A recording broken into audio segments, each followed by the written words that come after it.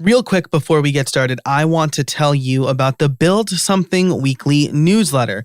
It is weekly, it is free, and you will get tips, tricks, and tools delivered directly to your mailbox. I will recap the current week's episode and all of the takeaways. I'll give you a top story, content I wrote, and then some recommendation that I've been using that I think you should check out. So it is free. It is weekly. It's over at howibuilt.it/subscribe. Go ahead and sign up over at howibuilt.it/subscribe.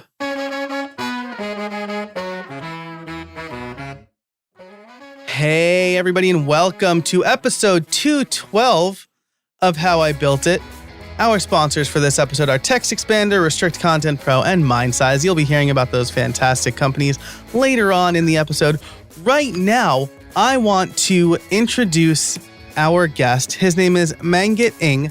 He is the CEO and founder of Anvil, and he reached out and wanted to talk about automation and gave what I think was one of the best responses to my canned kind of pre-screen questions. Specifically, Mang-Git, before I let you talk, you mentioned digitizing mortgage papers, and I bought a house a little over a year ago, and I just remember the insane back and forth with all the PDFs and stuff like that. So I'm excited to dive into that. But before we do, I do want to welcome Mang-Git Ng from Anvil. How are you? I'm doing well. Thanks, Joe, for having me on the show. Thanks so much for coming on the show. Now, your company, Anvil, is essentially I don't want to just call it like a digitizing service, right? But but that's kind of what you do, right? You take paper processes and then you turn them into digital processes. Is that right? Yeah, I think that's a very good high-level description of what we do.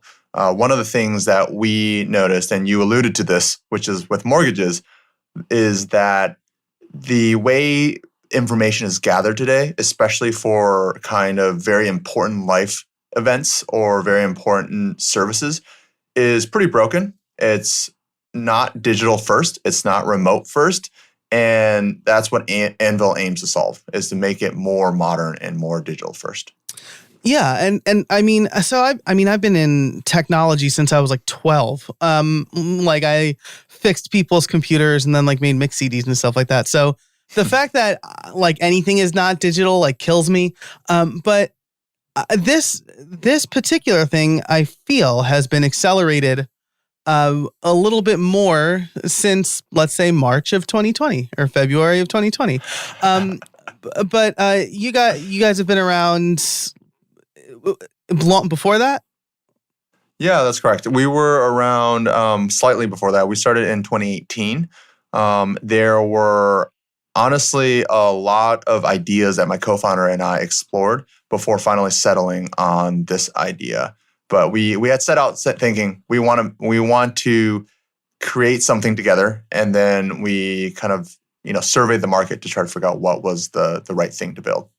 Gotcha. And so you and your partner, what are your backgrounds? Were you in tech before this, or were you in business before this? Yeah, both of us have been in tech for the majority of our career.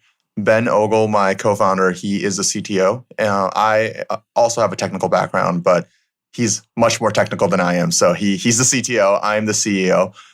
And we both have been working in startups and also high growth companies for the past decade and a half. I previously worked at Dropbox and Flexport, and Ben had gone through YC, and then his company was acquired by GitHub, and he also worked at AdRule. So we're really pretty steeped in the kind of technology industry here in San Francisco. But yeah, most of our experience, or all of our experience, has been in technology. Awesome. And so you mentioned that you are in San Francisco. In the members-only episode, I'd like to talk a little bit about that, the effects of kind of the pandemic on the tech industry in San Francisco. That's very interesting to me. So if you are a member, you'll catch that part of the conversation. If you're not, you can sign up over at buildsomething.club. And we didn't talk about this beforehand. So obviously, if there are things you don't want to say, it's I don't want to put you on the spot or anything like that, but I'm just genuinely interested in that sort of thing. And the greater move to remote work, which I suspect Anvil helps a lot with, right? So the first kind of question around this is, you mentioned that you and Ben, right? Yes. That's correct. Yep. I just had a moment where I forgot. Where you and Ben... He's got the hard name, right? Yeah. Between the two of us. You and Ben wanted to start a company together and looked at a few ideas. So what was the research process like, and what made you settle on Anvil? Yeah. So like many technologists, many startup people, we both had a lot of ideas. And we started by just writing them down and sharing them. Ben and I actually met at the gym of all places. We rock climbed together. Wow. And so if anybody's a rock climber, there's a lot of downtime in between routes. And so there's a lot of conversation happening. It's very social in that sense. And so that was where a lot of our discussion happened. Once we both were kind of in a position to look for something new, kind of what we wanted to do next, we started really digging into ideas. And the first thing we did was take our ideas and go out and ask people questions. Ask them if they thought it was useful, if they would pay for it. And the idea for Anvil was really kind of a culmination of a lot of things. Ben had been working on this online web form for lead gathering. It's this little tool that he created for, I believe, WordPress and stuff like that. And I was actually in the process of buying a house up in Seattle. And my wife and I, we do investment properties. And this was not my first time getting a mortgage, but I don't know, maybe it's like the third time around. You're like, why is this so broken? So like finally the pain settles in, you're like, oh man, this is so terrible. I'm sending my social security number and account numbers over email, and I've tried to get them to use my Dropbox link or some other thing, and they just won't bend. And I want a good rate. So I'm kind of in this impasse where, okay, well, I guess I will sacrifice my beliefs around security and what I know is good security and just try to get this done because it's so painful. So that was kind of how we got to the idea. But we really came at it from a consumer perspective. We were like, as a consumer, this is really painful. And when we went to go fundraise, we had a very insightful question from one of our current investors at Menlo. She asked us, how do you make this big if form filling is so episodic? Episodic for people that are filling out these forms. I don't fill out forms every day, but when I do, it's for important things. And one thing that we found in discussions with people is that the experience for the user, the consumer, is episodic. But at every single institution that issues these forms to be filled out, there's a poor person sitting there gathering documents and then reading those documents, then typing it into Salesforce, and then like typing it into their banking system. And it's just a painful experience for them. And the bottleneck is really this person having to do all of this manual, tedious work. And so that's when we thought, hey, we have an idea here. We think it's pretty good. We think there's an opportunity and people will pay for it.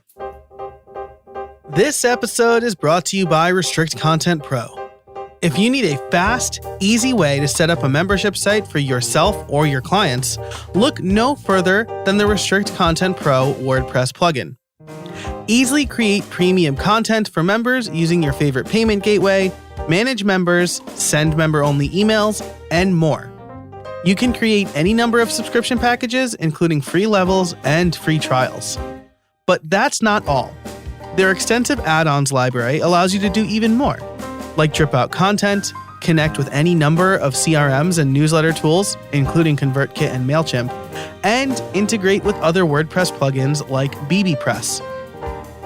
Since the Build Something Club rolled out earlier this year, you can bet it's using Restrict Content Pro, and I have used all of the things mentioned here in this ad read. I have created free levels. I've created coupons.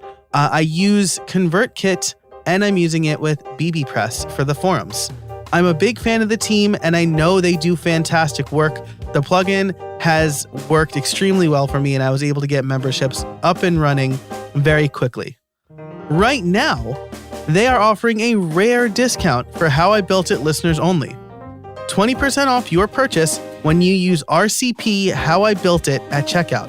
That's RCP How I Built It, all one word.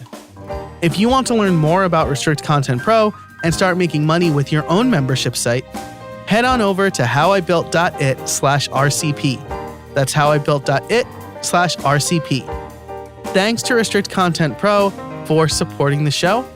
And now let's get back to it. It's funny that you mentioned the fundraising part, because I've always, not that I have ever had an idea that I felt I need to go fundraise, but I've always wondered if I would look for VC funding. But this interaction made your business better, right? I think that a lot of people probably don't realize that you have an investor and they kind of become a partner who are literally invested in the success of the business. Yeah. Also, San Francisco is an expensive place to live, so having some funding is nice. Yeah, for sure. It's different. I'm out on the East Coast. My wife is gainfully employed as a nurse, and we do have 2 kids, and things are going well. But I've never felt like, man, I need to get like a lot of money really fast to make sure I survive. So this is interesting. You looked at a few ideas, but it was a convergence of Ben working on something, you going through the pain of a mortgage. And I totally get where you're coming from with the security stuff. Like, anytime I have to send sensitive information, I always password protect it. And then I have to like give the person I'm sending a clue without putting the password in the email. Yeah. And it's just like, It's a weird dance. It's like all of those games you play as a kindergartner where you try to teach deductive reasoning, right? And that's how you got to transfer this information to the other party. Yeah, totally. Who knew? Yeah. And then the other party's probably like, this guy's such a pain in the neck. Like I asked one of my contractors for a W-9 form or whatever. And he just sent it to me, his social security number at all, like in the email. And I don't want to lecture people who were doing me favors, but you shouldn't do that. Yeah, totally. That is not proper security etiquette. Yeah. So let's get to the title question before we kind of get into if I want to start digitizing or automating processes. How did you build Anvil? Like, what did it look like at first? Did people like send you documents and you scan them or whatever, or were you building a better process? Yeah. One of the key insights we had for Anvil is that the processes that exist today are not necessarily bad. I think people like to talk about the bureaucracy and how bad the process is and how terrible it is. But the processes were established to oftentimes guard against something, right? Guard against data errors, guard against having random data that you then have to have a person reconcile. And so I would say the process itself, oftentimes for paperwork, is not necessarily bad. There's always room for improvement. I think the big challenge with this is really the underlying technology that is paper, that is PDFs, is just antiquated. And there's better ways, there's better technology today. And how do you take that process and adapt it to use the new technology? So that was one of our key insights. When we built Anvil, we were very keen on making it extremely easy for somebody to take their existing paperwork process, how they do things today, the steps that they have today. And oftentimes they don't even have control over that. Just think government forms. A small business like yourself, you can't tell the government, I'm not filling out a W-9. Right. No. You have to fill out my version of a W-9, right? Like, no. So a lot of times there's no control over it. So what Anvil does is we make it extremely easy for you to take your existing process and replicate it online, in a sense. But instead of sending around PDFs and paper forms, you're sending out modern web forms. Modern forms with Google location services built in, validation built in, all of the things that paper is bad at built into that web form. And once you've done that, you now have the benefit of capturing the data digitally. You can go into a database, but we can also generate that PDF for you. And then we put the information on the PDF, and then if you need signatures, we can request signatures immediately. And all of this can happen remotely. So with Anvil, what we really focused on was, what are the building blocks? If we're going back to first principles, what are the pieces that we can build that can then be reassembled to accommodate any existing paperwork process? And that's really how we thought about going about building Anvil. It's very object-oriented programming type thinking, I would say. Yeah, that's super cool. So did you have maybe a target niche that you wanted to start with for proof of concept stuff, or did you build it out generally enough that anybody could take advantage right from the start? Mm-hmm. Maybe those are two different questions. Did you have a use case at first, like the ideal customer avatar? I wouldn't say we had an ideal customer, or we even defined an ideal customer. We did look for use cases. Our first use case that we built Anvil for was there was a shared co-working space company here in San Francisco, and they had a bunch of forms that needed to be filled out when somebody signed a lease, so we helped them digitize that process. But when we were building Anvil to then digitize his process, we were very, very explicit about where we will stop building, and you're going to have to figure it out from there.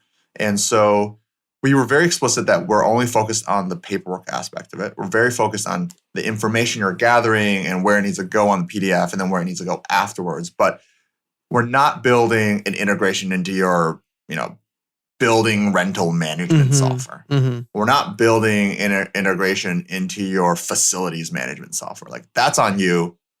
Here's an API, here's the data, here's what you need if you really wanted to do that. So we built it in a horizontal manner, but we use real world use cases to kind of infer what needed to be built. And that was actually probably one of the best things we did. We then took that product that we built and we took it to the wealth management space, and we're like, yeah, we can do this for you. You have a ton of forms. We can totally manage this for you. And we realized that in the wealth management space, now we had another use case, and it was just so much more complex than what we were doing. And how do we, again, boil down those complexities into building blocks that can be reused for other workflows? So this iterative process of having use cases, but also keeping in mind that we're building for a broader horizontal play.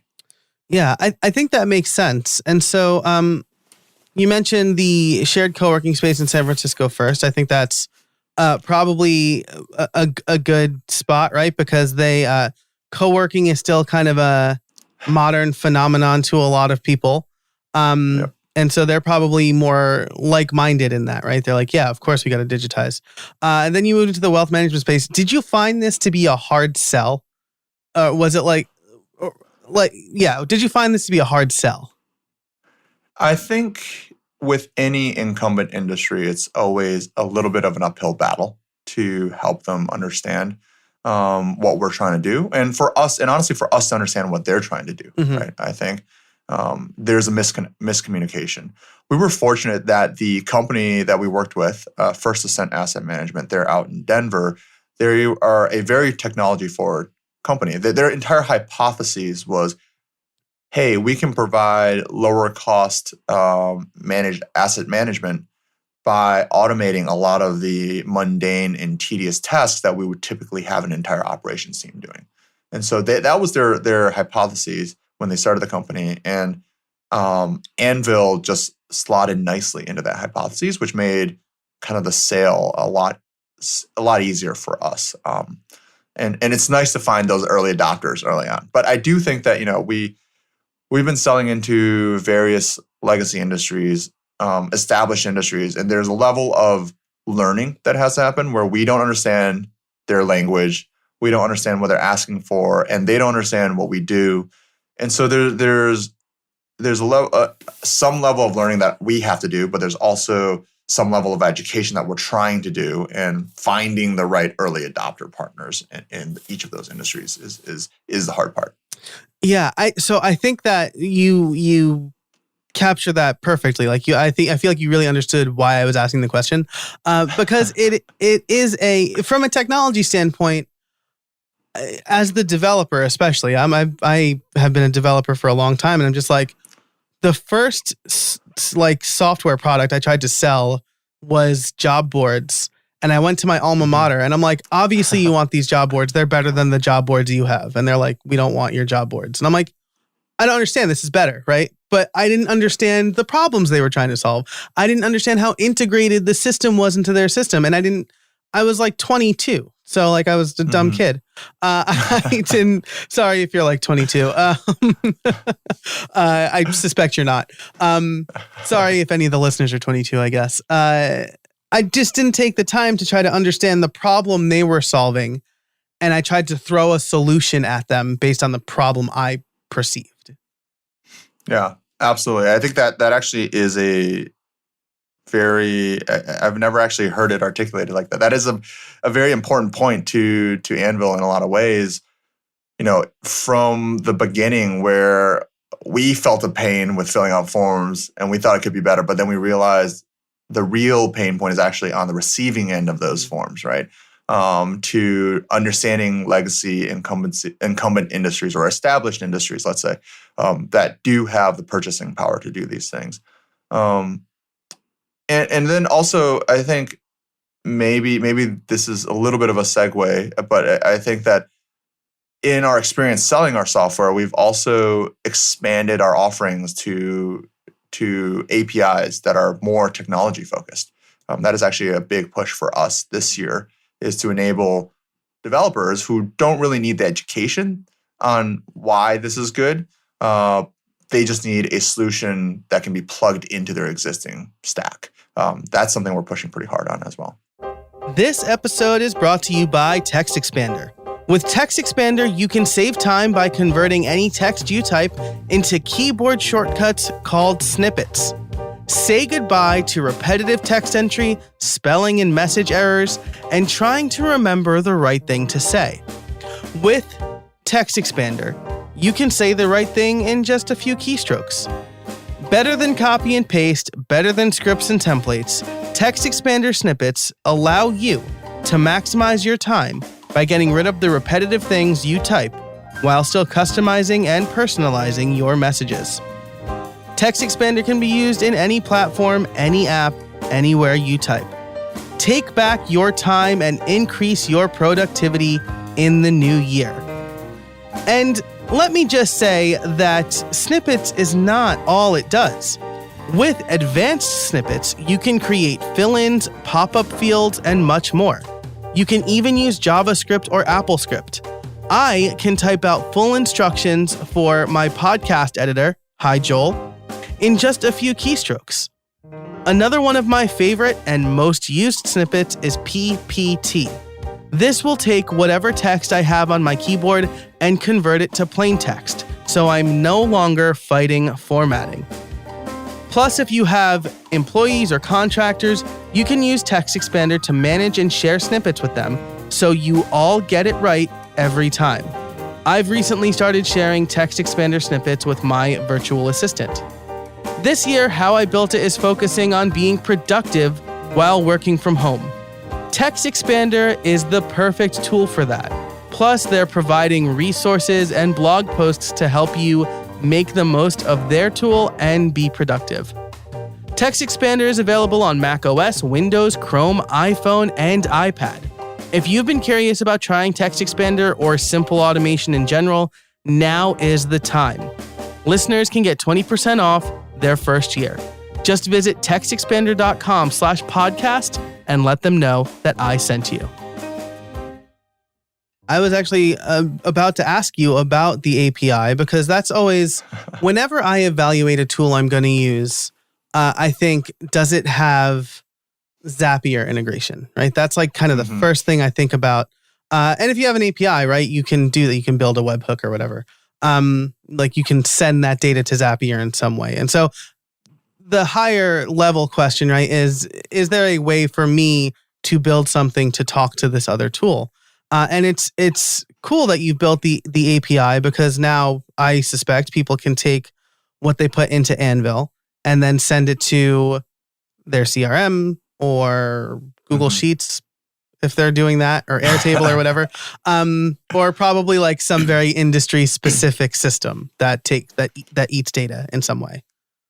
Yeah, absolutely. I think the API was really born out of a pull from our friends in the Bay Area. We are pretty, and we have a lot of friends that are in technology companies, that work at technology companies, that have started technology companies, and they were coming to us asking, "Hey, we have this PDF that we have to fill out.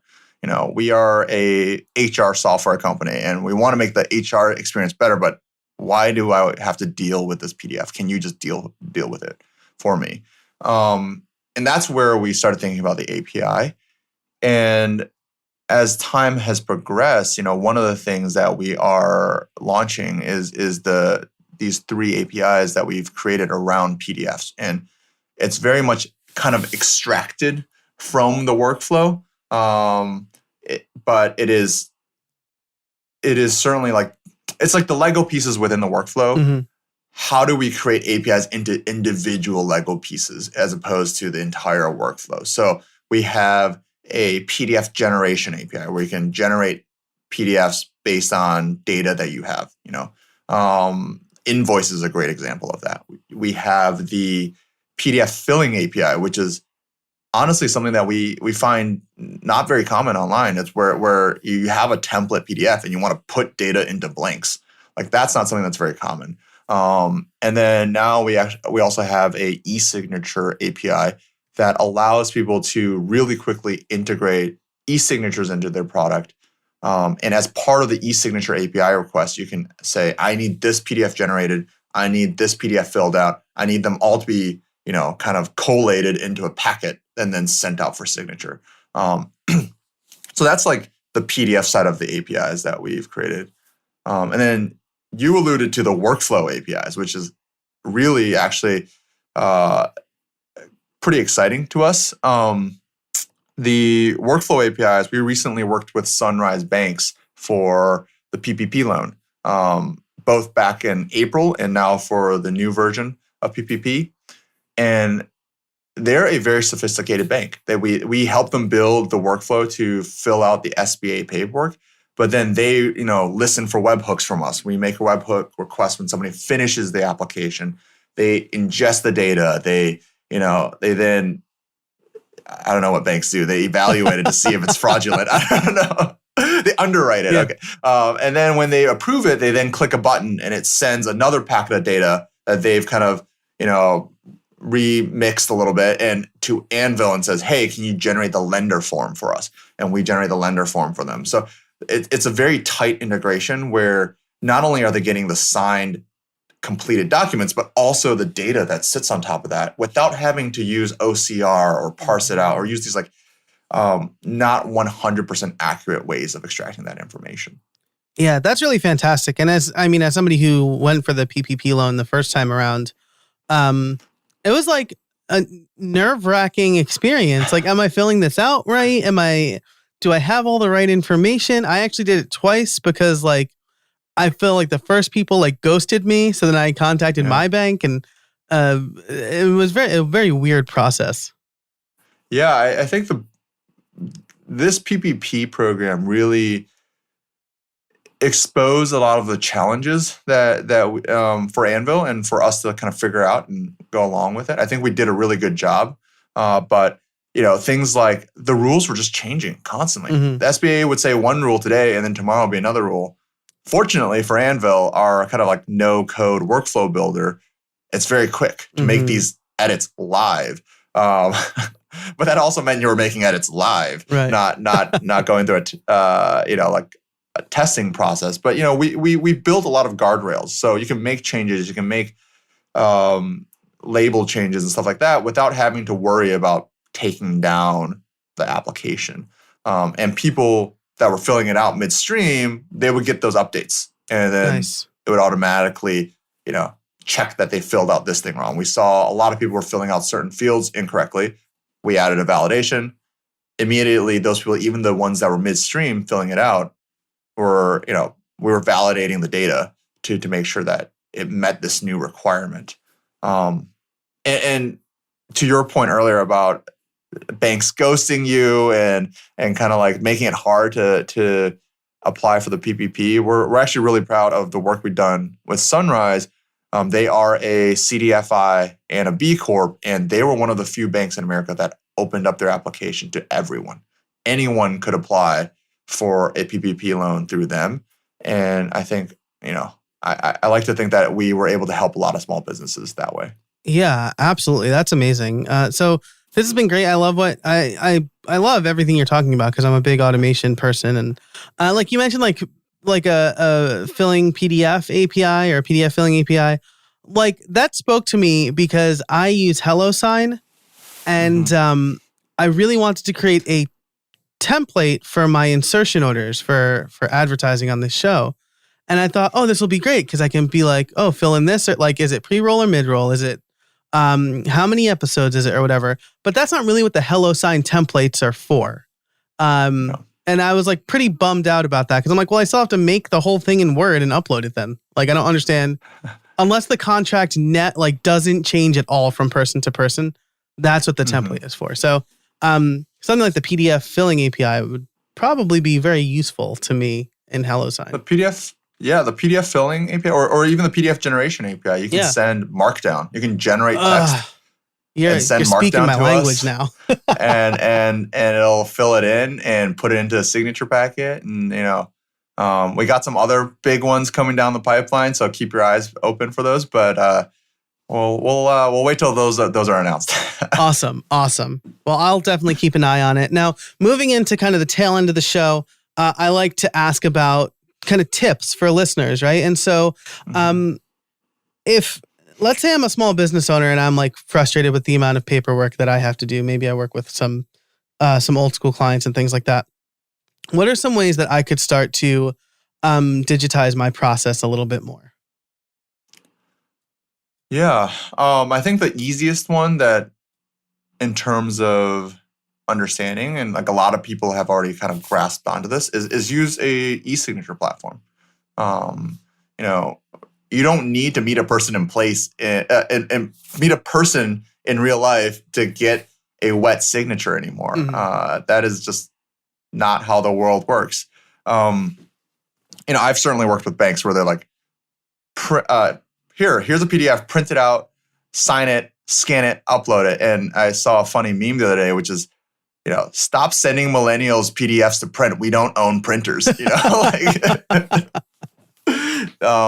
you want to sell to millennials, stop sending PDFs to them to print. Yeah. So I think that's a really basic one. I think a lot of things with PDFs, if you boil it down, the goal of a PDF is really to do two things. It is, I'm specifically talking about PDF forms. It's to gather information, and then it's to attest that the information is correct or some kind of certification, right? That's what a signature is. So we have e-signatures for the latter part, but like for the first part, how do you gather that information? There's lots of online form services out there. There's like Typeform, Wufoo. There's all these form services out there. You can gather information. They'll provide it to you in a clean format. Anvil's unique play here is really to kind of bridge the gap from the PDF to the future. At some point, if you decide, or if the government decides you don't need to fill out a W-9 anymore, you can just send the raw data to the government. Great. Just stop generating the PDFs. You can still use our online form. But today, the reality is you still need that PDF and you still need that like signature. So Anvil is really trying to bridge that gap between the old and the new. Gotcha. That's really, I mean, if somebody sends me a PDF and says print it out, I'm like, there's an app. It's called PDF Expert. and you can just sign a PDF right on your iPad or whatever. Like it's or in Preview. What am I even talking about? Like a separate app. Like Preview does the same thing. Oh man, but Preview, I think even like that's what I thought, right? Like the back in the mortgage days when I was doing that mortgage, I didn't have a printer, and I was like, oh, I'll just fill it out in Preview. It'll be fine. Like 35 minutes later, I'm still trying to like drag and click and resize boxes. And it was so painful. For sure. Filling out the entire form in any of these is sucky. But if you just need to sign something, which now that I'm thinking about it, we actually have a free e-signature service on our website. I was just looking at that actually as you were speaking. So I'm glad you mentioned it.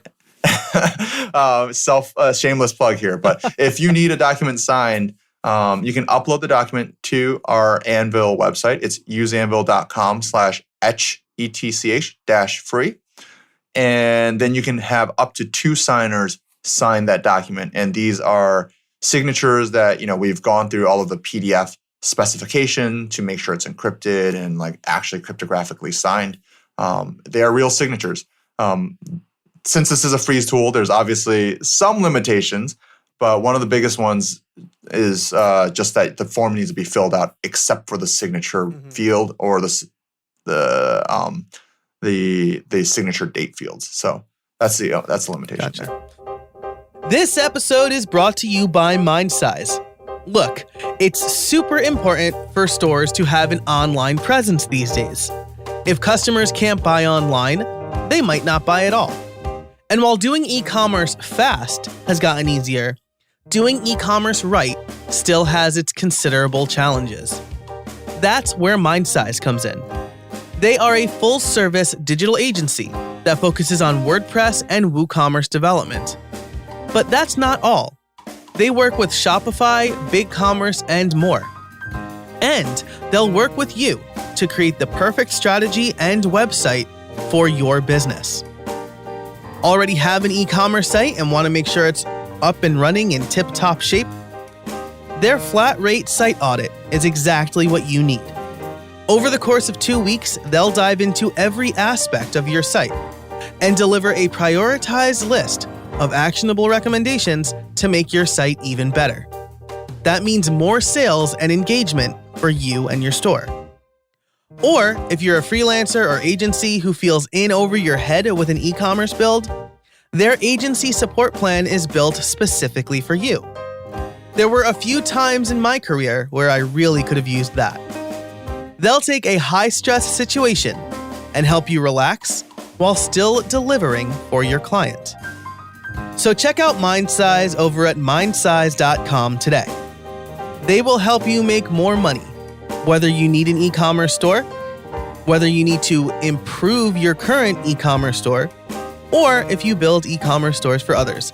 That's mindsize.com, MindSize.com. Thanks so much to MindSize for supporting the show.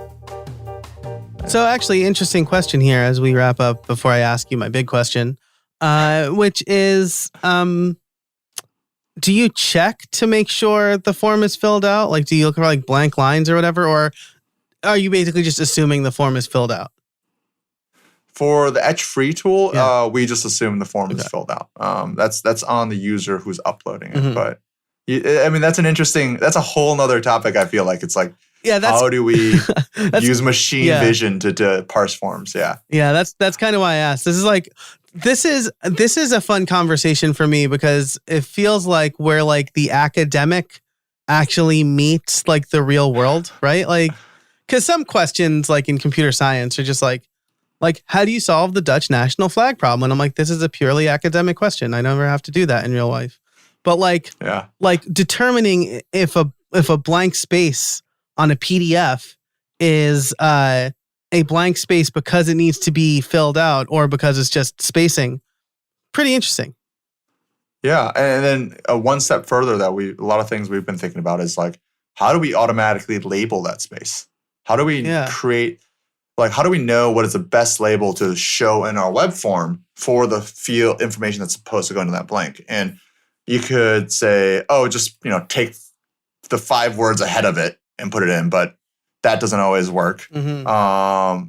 And then you're often like trying to shorten labels and and put it in context. So in a lot of ways, and this is kind of like our second investor, Gradient Ventures, they were very excited about this, which is as we help people build out these workflows, they're also helping us tag these PDFs. And now we're creating structure around information gathering. And that information can then be used to make it easier, faster to build these new workflows going down the line. So I think that's really, really powerful. And, hopefully one day we'll be there. Nice. Yeah. One of the other things that we'll touch on in the member episode is how gathering data can help like that, because I have some experience with my master's thesis and all that stuff. So we'll talk about that more. But before we get into that, I do need to ask you my favorite question, which is, do you have any trade secrets for us? Trade secrets. Maybe not so much a trade secret, but maybe more of a life advice, I guess. I think a common theme, even in our conversation today and just the company, is listen. I think listening and experiencing from other people is important, especially as you are doing product design, as you're thinking about what to build. One thing that I always like to tell people or ask people when they're looking to work at a startup is, have you worked at a startup? And if you have, what do you like about working at a startup? And if you haven't, like, what do you think working at a startup is like? And so the life advice there really is like, if you're interested in it, go work at a startup, go find a startup and learn and listen and watch to what's happening around you before you jump in to your own. I think that just is it kind of sets you up to like know where things can go really wrong or where things can go really right. And I was fortunate enough to have a couple of startups under my belt before starting Anvil where I really got to see the founders and how they led and how the company was run. Yeah, that's great. That's fantastic advice. I got kind of the opposite advice as I was leaving college. Somebody told me, get a job at like get a real world job or a real job, quote unquote. And like learn how they do things there and then take that information to your startup. But I think that the general idea is be open to learning from others, right? I think that's really important. Absolutely. So, and maybe this is another piece for your members only part of the podcast, but we can talk a little bit about West Coast mentality, East Coast or middle of America mentality. I grew up in Michigan, so middle of America. But let's save that for your members. Love it. Yeah. So if you are interested in what's turning out to be a very interesting members only segment, again, you can sign up over at buildsomething.club for $5 a month. You get lots of awesome stuff and you get to support the show. So yeah, I'd really appreciate that. Mang-Git, thanks so much for joining me today. Where can people find you if they want to learn more? Yeah, you can find us at www.useanvil.com. That's useanvil.com.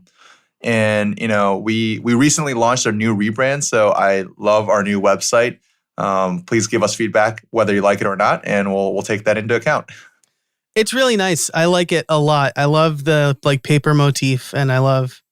I feel like for a while, websites got lots of colors and crowded and things like that, and me too. But I'm trying to swing back the other way, just like lots of white space. The paper motif runs very deep in our new website. From the CMYK color scheme to like paper cutouts to the way the navigation bar is like pushing paper down and then pulling it back up. So yeah, I would say go play with it and see what you think. Yeah, super cool. Awesome. Well, I will link to that and everything that we talked about over in the show notes at howibuilt.it/212.